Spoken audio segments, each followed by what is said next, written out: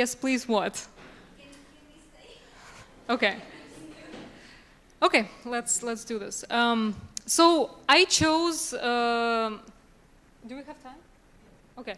So I chose one of the research that I started at the end of last year, which was on academic English. And I thought that because many of you are in international, that would be more of an interest to you, and it demonstrates it's sort of a very easy to follow topic to understand the executive functions, and maybe you can learn something for yourself as well. Some future issues. Okay. So you know that international education has become very prominent, and every year there is around 2.5 million people that travel abroad to get educated in a foreign country, as you are doing right now, in the English language. So usually in order to get into university, and it would vary across countries, you would need to demonstrate language proficiency of C1, which is advanced, or for some universities higher. And the thing is that you learn a certain English in your home country, right? Certain English. I don't know what kind of English, but I can guess. And then you come to an academic environment, suddenly you have to write these research papers, you have to read research articles, you don't even have to read them and retell, you have to synthesize and be able to reflect what is common, what is not, okay? So, this is very challenging, in fact. As I have been working, and I've been an international student myself, I frequently realize that it's difficult, and the question is, what makes some students more successful in this as opposed to the others, right? So the goal of the study is to identify factors that individual differences that define how quickly and how effectively we learn academic English that we would use in an academic environment. Are you familiar with Kumin's iceberg theory? Maybe not. If you're not a linguist, maybe it would be new. So, many of you, when you studied in your own country, even, for example, in India, in Indonesia, right, where English is a second native language, right, something that you... Huh? Yes, yes. So... Something that we learn at school as English, as a secondary school, even at a language center, this English is called English for basic interpersonal communication. In linguistic jargon, it's also called hallway English, right? So I would have no problem going on a street and solving basic daily life problems. And for this purpose, what we usually learn, we learn basic vocabulary, we might learn basic grammar, some syntax structures, and that's it, pretty much, right? But, and there are some cognitive processes, but English, that kind of English, is not very much focused on cognitive processes at all. So it's kind of like not important. So, as we go into the academic life, we actually finally, this is supposed to be iceberg, and this is water. So you discover that underneath the water, there's this whole other layer of language. First of all, vocabulary, which is called low-frequency vocabulary, something that you don't really learn. The choice of verbs, which express that exact meaning. That's why GRE has all these verbs. Why? Because you need to be precise. English language likes precision and concision. And there are more complex syntactic structures, there is more complex logical reasoning analysis, and so on and so forth. So academic English implies that your language proficiency is already high, and the skills that we will be working on are cognitive skills, right? being able to analyze, being able to evaluate and synthesize and so on. So when many international students that come and study in English, they actually never do this. They do this. And suddenly you come to this other country and you don't really get any additional training. You have to use it. You just have to use it, right? So it's not even within your zone of proximal development. So his name is Cummins, that's a linguist who created this theory, and it's very much supported by some other theories. So as you move from this basic interpersonal communication skills to cognitive academic language proficiency, you have to increasingly employ more cognitive skills. And you can remember that brain capacity is limited and working memory capacity is limited. So when your language is not at the level where you can make sense of a sentence, you would never reach the analysis stage, right? Remember the Bloom's taxonomy, that upper level of the pyramid? Because we have to first manage the first two layers, and only then we can train ourselves to get to that second level.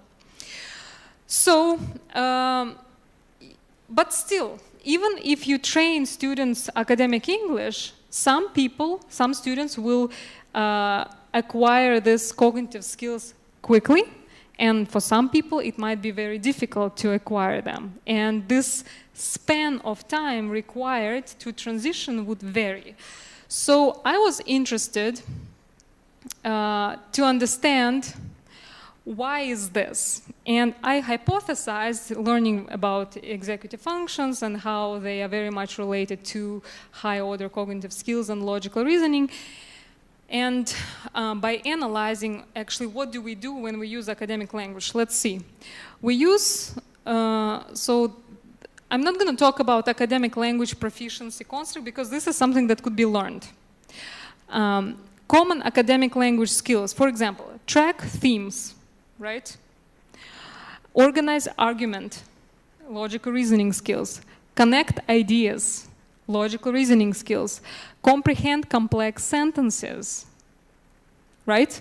Unpack complex words and what do they mean. Identify academic definition. Tracing something that has not been mentioned. Tracing discourse and all. So I hypothesized that in order to be able to perform these skills, you know, and individual differences that might underlie depend on the development and the level of executive functions that students come with, right? And if you think about your countries and your countries in a way are similar in terms of educational systems, right? So in Russia, we have this kind of educational system. In China, you have a different kind of educational system and standards. In India, you have yet another one, and so on and so forth, right? So for that matter, because of the early childhood experience, which might be system and culture defined, right, remember? And language that you use to speak will also be reflected in executive functions, how much logic there is in language. For example, English is an analytical language, which means that it's all about logic. It's like math, very easy if you think of English as math. Russian, for example, is called synthetic language, which is we can place words any way we want in a sentence, and Russian people will be able to understand what you're saying. You don't have to say subject, verb, object. But if you use that structure for English native speaker, they will not understand because where is the subject? What is the verb? How do we, you know, trace this? So language also defines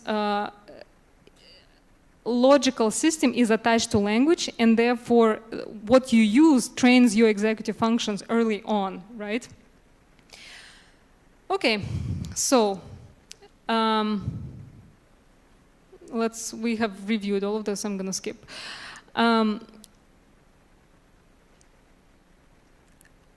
So we decided to run this cross-sectional analysis based on culture and where the country you are coming from, right? And you have to understand that executive functions, they could influence to what extent you acquire academic language, right? But at the same time, it works vice versa, that if your executive functions are lower, right, then if your academic English is lower, then it would be very difficult to exercise executive functions. So there is this distortion. It goes both ways, right? And that's why it's important to find the academic program or training that will account for this. So research question is, how does EF, individual level of executive functions, modulates academic language proficiency among English as a second language learners of the same language, right? So, for example, I would take a group of Chinese students, right? They will be homogeneous in terms of more or less their cultural background, their linguistic background. I will account for similarities in socioeconomic status and so on. So I will take them and compare. I will assess executive functions, and based on the level of executive functions, I will see how quickly they can attain academic proficiency when I expose them to a certain training program. So that's the idea, right? So I will compare students within the country and then between each other, okay? Okay, so that's pretty much it. This is how studies in cognitive neuroscience and education are done. So we basically find a problem based on behavior, right? Then I need to address it from the cognitive neuroscience point of view, and I need to design an experiment which would be valid. And at this level of research, to be able to answer these questions, there are a whole bunch of measures that you need to take and all. But first of all, you need to create an intervention, right? Because I need to expose sort of all of you to the same kind of training to make sure that it is the training does not, or the quality of training, or the way it is delivered, does not cause any kind of distortion to the results. I want to isolate only executive functions and see how this results in academic English. Okay, so this is an ongoing study where we currently in the process of designing that program, which actually also in designing the program we account for executive functions and how important it is to train logical reasoning skills in steps. And for example, the way it's structured is first I teach logic of English through sentence structure. You know that each sentence has a certain structure and certain logic. I teach you how to paraphrase. You think paraphrasing is easy?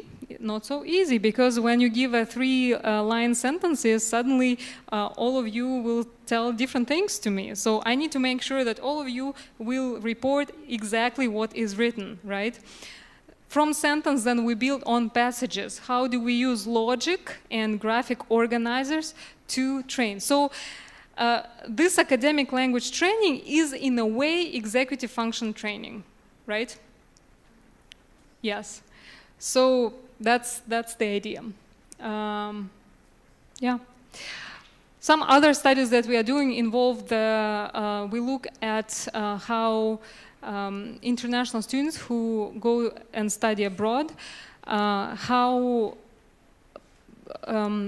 we look at the potential of academic performance, because many international students who come to the US, for example, believe it or not, based on this self-determination theory, they do not have the necessary competences to perform well in an academic environment, right? For example, if you don't know academic English and you come to a class where it's not just lecture where I talk, but we have a discussion, right? Well, you take risk to say something. And probably the way you will say it will reflect your way of thinking in your own language. And people are like, what? What are you saying? This is not acceptable, blah, blah, blah. So the reaction might be very denigrated in a way that next time you want to speak, you will not speak.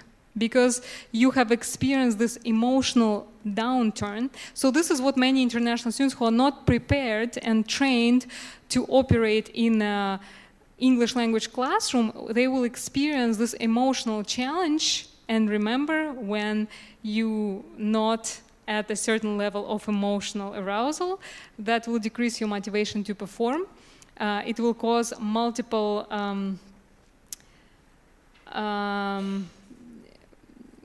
what do I want to say? I want to say that next time you're just not going to take risks, right? You might not feel socially acceptable and so on and so forth. So it's a very big problem, actually. And this is what we study. Yeah. Questions? Yes.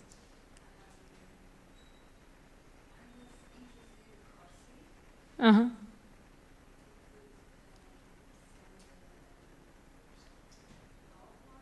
Uh-huh, of course, yeah. Yes. Yes. Which one? The Corsi? Oh, okay, yeah. Yeah.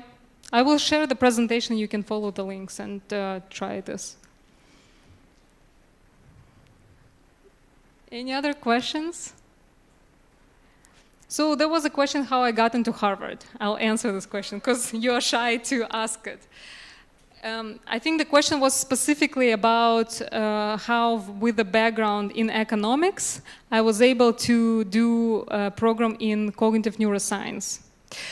So as I have already mentioned, at least in many institutions in Europe and in the United States, your first degree doesn't matter as much. What matters is your professional experience and your goals.